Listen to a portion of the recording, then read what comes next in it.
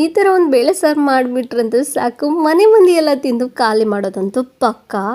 Hi ಎಲ್ರಿಗೂ ನಮಸ್ಕಾರ, ನಾನು ನಿಮ್ಮ Sana. Welcome to my mini blog. ಒಂದು ಕುಕ್ಕರ್ ಇಟ್ಕೊಂಡಿದ್ದೀವಿ. ಕುಕ್ಕರಿಗೆ ಸ್ವಲ್ಪ ಬೀನ್ಸ್ ಹಾಗೆ 2 ಟೊಮೆಟೊ ಮತ್ತು ಆನಿಯನ್ನ ಕಟ್ ಮಾಡಿಬಿಟ್ಟು ಅದ್ರ ಜೊತೆಗೆ ಕೊಕೊನಟ್ ಆಯಿಲನ್ನು ಸೇರಿಸ್ಕೊಂಡು ಸ್ವಲ್ಪ ಉಪ್ಪನ್ನು ಹಾಕ್ಕೊಂಡು ಲಿಡ್ ಕ್ಲೋಸ್ ಮಾಡಿ 1 ವಿಜಿಲ್ ತೊಗೊಂಡ್ಬಿಟ್ರೆ ಸಾಕು. 3-4 ವಿಜಿಲ್ ಹೊಡೆಯೋದ್ರಿಂದ ತುಂಬ ಮೆತ್ತಗಾಗುತ್ತೆ, ತಿನ್ನೋಕ್ಕಾಗಲ್ಲ. ಸೊ ಅದಾದ ನಂತರ ನೋಡ್ತಿರ್ಬೋದು, ಇಷ್ಟು ಚೆನ್ನಾಗಿ ಬೆಂದರೆ ಸಾಕು.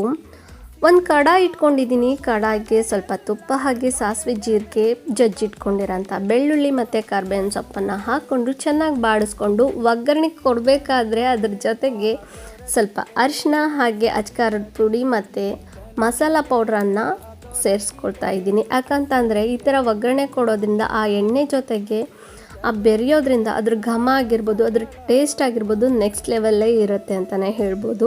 ಇದಂತೂ ಸಿಂಪಲ್ ಆಗಿದೆ ಅಲ್ವಾ. ನೀವು ಬ್ಯಾಚುಲರ್ಸ್ ಆಗಿದೆ ಖಂಡಿತ ಈ ಥರ ಒಂದು ರೆಸಿಪಿನ ಟ್ರೈ ಮಾಡಿ ನೋಡಿ. ಈಸಿಯಾಗಿದೆ. ಇದ್ರ ಜೊತೆಗೆ ಬಿಸಿ ಬಿಸಿ ಅನ್ನ, ತುಪ್ಪ ಮತ್ತು ಸ್ವಲ್ಪ ಉಪ್ಪಿನಕಾಯಿ ಇದ್ಬಿಟ್ರಂತೂ ಸ್ವರ್ಗಕ್ಕೆ ಮೂರೇ ಗೇಣು ಅಂತಂದು ಹೇಳ್ಬೋದು.